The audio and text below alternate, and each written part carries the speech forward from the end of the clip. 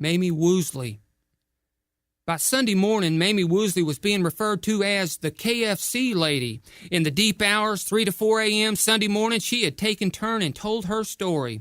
Mamie's a big woman, about 5 feet 8 inches tall, and weighs probably 180 pounds. She has bleached blonde hair stacked high with a red bow on top, and when my awareness drifts, it looks like a heaping stack of small, lightly done pancakes with strawberries on top. She's silhouetted to me as she sits 2 rockers in front, angled to the left. Her breasts are larger than softballs or grapefruit. They're more the size of cannonballs. Her complexion Saturday morning had been rosy, and she had been at least superficially cheerful. But after midnight Saturday night, the color released itself from her face, and her eyes became dark and sunk in like an old grave. Her skin became more gray than white, and something akin to panic and terror seemed to grip both her and her rocker. Her rocking became jerky, almost violent. As time passed, she slouched down as if heavy weights were being slowly lowered onto her back. She finally had to talk, apparently hoping to relieve the burden. "Well, I almost hate to, but I need to say something else. I feel like I might suffocate. Ain't y'all hot? I feel like I can't breathe and I can't stop sweating." She unbuttoned 2 buttons on her blouse while she paused for 2 or 3 minutes.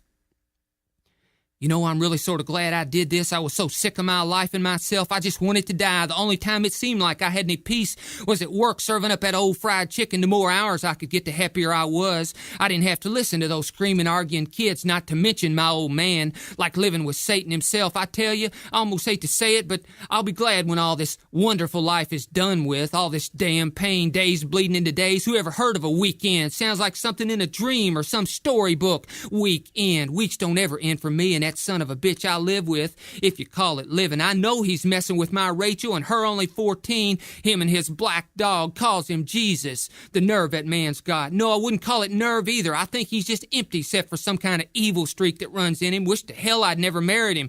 But after Paul died in the mine explosion, I didn't know what to do. What with 6 little kids, no insurance. Of course, we never had the money for that.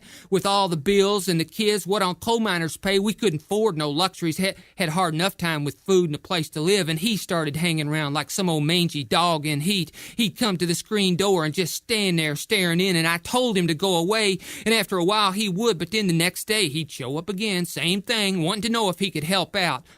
Help out. I knew what he wanted all right. And then there were the nights. I couldn't hardly bear Paul being gone. I was so lonely. Paul had been so good to me. Sure, he was rough, but he weren't mean. He didn't beat me and the kids like that dirty son of a bitch I'm trapped with now.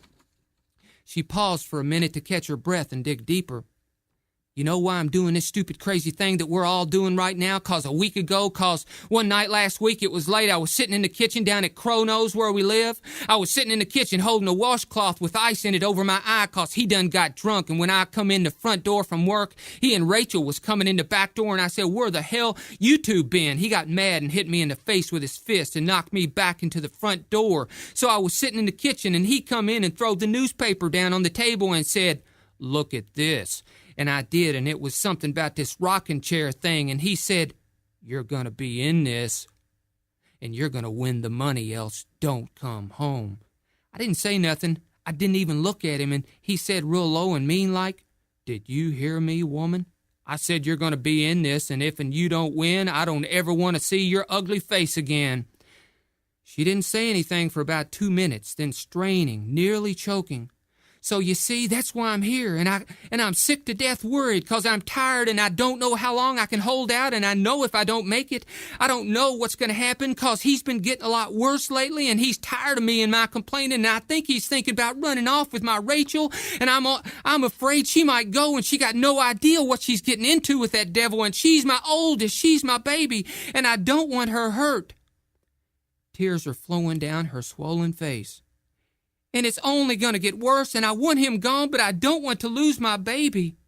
Sobbing, she stops talking, but keeps slow rocking.